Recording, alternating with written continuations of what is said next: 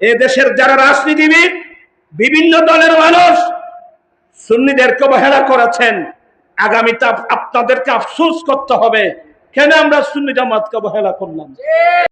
টেকনাফ থেকে তেতুলিয়া, রোসা থেকে পাটুরিয়া, গোটা বাংলায় দেখবেন সুন্নি জামাতের সংগঠন এমন মজবুত হবে, এই সুন্নিদেরকে যারা অবহেলা করেছে ওরা আগামীতে আফসোস করবে কেন সুন্নিদেরকে আমরা অবহেলা করলাম।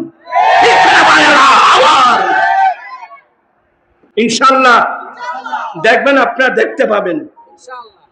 আমার বয়স এখন বেশি, আপনার চেষ্টা করেছি, অনেক চেষ্টা করে যাচ্ছি এই সুন্নিয়তকে ঐক্য করার জন্য, সংকীর্ণতা পরিহার করে বৃহৎ স্বার্থে ইসলামের সাথে সুন্নিয়তের সাথে আমাদেরকে এক প্ল্যাটফর্মে আসতে হবে। আলহামদুলিল্লাহ আমরা এখন এক প্ল্যাটফর্মে আছি। আপনারা সবাই খুশি আছেন তো?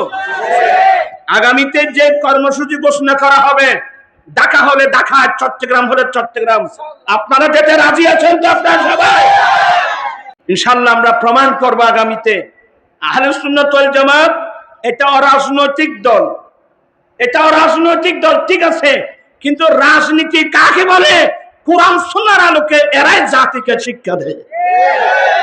আপনারা যেটা রাজনীতি বলছেন, রাজনীতির নাম দুর্নীতি নয়, দুর্নীতির নাম রাজনীতি নয়। আরে রাজনীতি ইবাদত শিক্ষা দিয়েছেন বিশ্ববাসীকে নবী মুহাম্মদুর রাসূলুল্লাহ সাল্লাল্লাহু আলাইহি ওয়াসাল্লাম। রাজনীতির নাম দুর্নীতি নয়, দুর্নীতির নাম রাজনীতি নয়। এটা পবিত্র আমানত। আমরা কিন্তু রাজনীতির নাম দিয়ে আমরা দেশটাকে কোথায় নিয়ে যাচ্ছি বলতে পারবেন? এক মন্ত্রী ঘোষণা দিল প্রকাশ্যে ধূমপান করা, প্রকাশ্যে ধূমপান করলে 50 টাকা জরিমানা। মানুষ প্রকাশ্যে ধূমপান করলে 50 টাকা, প্রকাশ্যে এবার মানি সুর হতে চুরি করবই, গিরিস্তর হতে কিতাবি, এই সমস্ত জার্গোয়িং কিনলে করা হচ্ছে।